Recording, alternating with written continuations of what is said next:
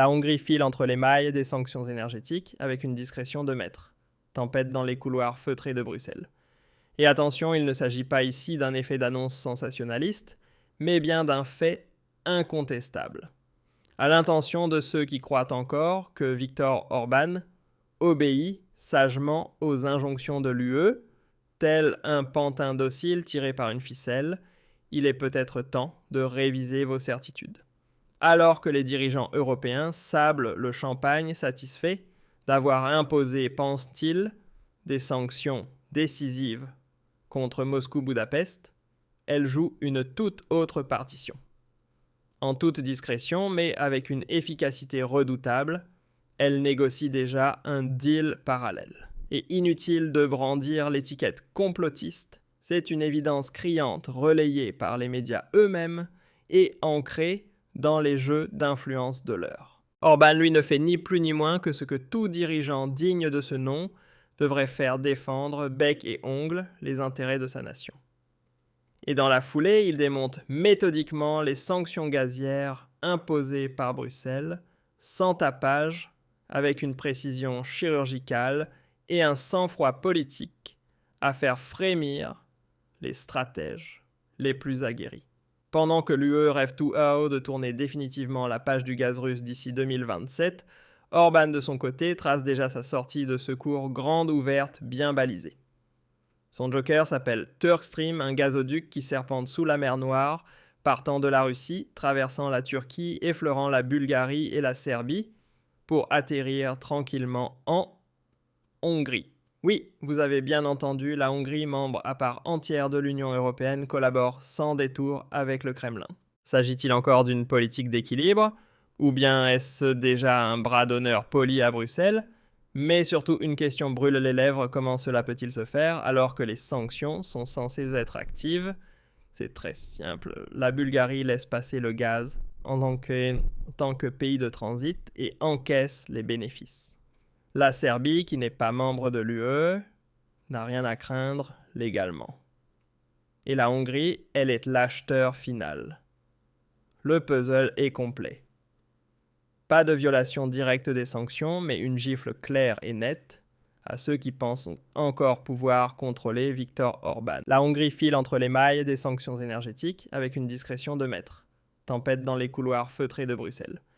Et attention, il ne s'agit pas ici d'un effet d'annonce sensationnaliste, mais bien d'un fait incontestable. À l'intention de ceux qui croient encore que Viktor Orban obéit sagement aux injonctions de l'UE, tel un pantin docile tiré par une ficelle, il est peut-être temps de réviser vos certitudes. Alors que les dirigeants européens sablent le champagne satisfaits d'avoir imposé, pensent-ils, des sanctions décisives contre Moscou-Budapest, elles jouent une toute autre partition. En toute discrétion, mais avec une efficacité redoutable, elles négocient déjà un deal parallèle. Et inutile de brandir l'étiquette complotiste, c'est une évidence criante relayée par les médias eux-mêmes et ancrée dans les jeux d'influence de l'heure. Orban, lui, ne fait ni plus ni moins que ce que tout dirigeant digne de ce nom devrait faire défendre bec et ongles les intérêts de sa nation. Et dans la foulée, il démonte méthodiquement les sanctions gazières imposées par Bruxelles, sans tapage, avec une précision chirurgicale et un sang-froid politique à faire frémir les stratèges les plus aguerris. Pendant que l'UE rêve tout haut de tourner définitivement la page du gaz russe d'ici 2027, Orban de son côté trace déjà sa sortie de secours grande ouverte bien balisée. Son joker s'appelle Turkstream, un gazoduc qui serpente sous la mer Noire, partant de la Russie, traversant la Turquie, effleurant la Bulgarie et la Serbie, pour atterrir tranquillement en Hongrie. Oui, vous avez bien entendu, la Hongrie, membre à part entière de l'Union européenne, collabore sans détour avec le Kremlin. S'agit-il encore d'une politique d'équilibre ? Ou bien est-ce déjà un bras d'honneur poli à Bruxelles ? Mais surtout, une question brûle les lèvres, comment cela peut-il se faire alors que les sanctions sont censées être actives ? C'est très simple, la Bulgarie laisse passer le gaz en tant que pays de transit et encaisse les bénéfices. La Serbie, qui n'est pas membre de l'UE, n'a rien à craindre légalement. Et la Hongrie, elle est l'acheteur final. Le puzzle est complet. Pas de violation directe des sanctions, mais une gifle claire et nette à ceux qui pensent encore pouvoir contrôler Viktor Orban. Et ceux qui croient que c'est un cas isolé devraient regarder de plus près. Un tribunal néerlandais a récemment gelé les avoirs du gestionnaire de Turkstream South Stream Transport suite à des réclamations d'entreprises ukrainiennes dont les biens avaient été saisis en Crimée en 2014. Ça paraît lointain à première vue, mais qu'a fait Orban? Il a proposé à l'entreprise de déménager son siège social en Hongrie, hors de portée des tribunaux occidentaux dans une zone de confort juridique. Encore un coup qui fait passer Bruxelles pour un acteur dépassé. Salutations à tous ceux qui, en entendant le mot démocratie, ne pensent pas à la censure. Bienvenue dans le monde du dissimulé pendant qu'Ursula von der Leyen rêve à Bruxelles de rendre l'Europe indépendante sur le plan énergétique. Orban lui crée les faits. Et cela ne date pas d'hier. Depuis des années, la Hongrie tisse des liens étroits avec la Russie économique, stratégique, idéologique. Orban joue le jeu du XXIe siècle, tandis que l'UE se perd dans ses bulles morales idéologiques. Et c'est exactement là le problème. Les sanctions sont des tigres sans dents lorsqu'elles sont sapées de l'intérieur. Et ce n'est pas seulement la Hongrie qui le fait, mais aussi l'Autriche, la Serbie et des pays tiers comme le Kazakhstan qui servent de point de transit pour le gaz russe réétiqueté. Tout le monde le sait, mais personne ne l'avoue ouvertement. Mais Orban ne se contente pas d'en parler, il agit. L'UE menace de se fissurer non pas à cause d'ennemis extérieurs, mais à cause de sa propre arrogance. Car tandis que Bruxelles exige l'unanimité, Orban utilise précisément ce principe comme levier de pression. Il bloque, retarde manœuvre et, au final, il obtient ce qu'il veut. Pas parce qu'il est le plus bruyant, mais parce qu'il est le joueur d'échecs le plus astucieux dans la pièce.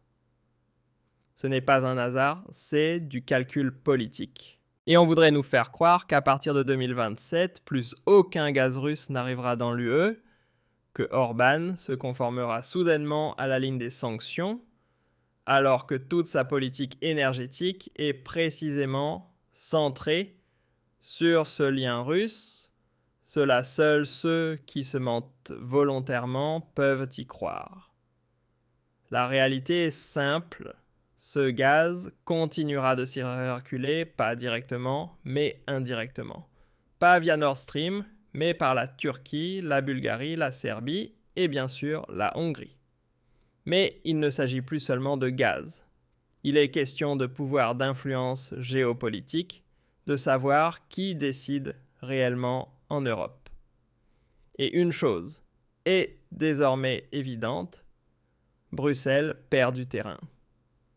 Pendant que l'on s'y absorbe, dans la politique arc-en-ciel, les astérisques inclusifs, et une obsession de supériorité morale des pays comme la Hongrie et la Serbie, construisent l'avenir réel indépendant sur le plan énergétique souverain et pragmatique. Et que fait l'Allemagne sous Friedrich Merz? Lui aussi est pris en étau. D'un côté, il veut se distancier de la Russie, de l'autre, il sait parfaitement que la réalité économique ne fonctionne pas sans le gaz russe. L'industrie allemande ploie sous le poids des prix de l'énergie. Alors on regarde vers la Hongrie et on constate là-bas, ça fonctionne. L'approvisionnement est assuré.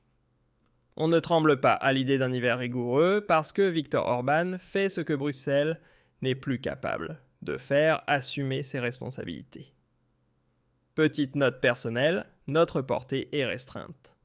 Un abonnement, un like ou l'activation de la cloche permettent d'éviter que ce type de contenu ne disparaisse. Et ce séisme ne s'atténue pas.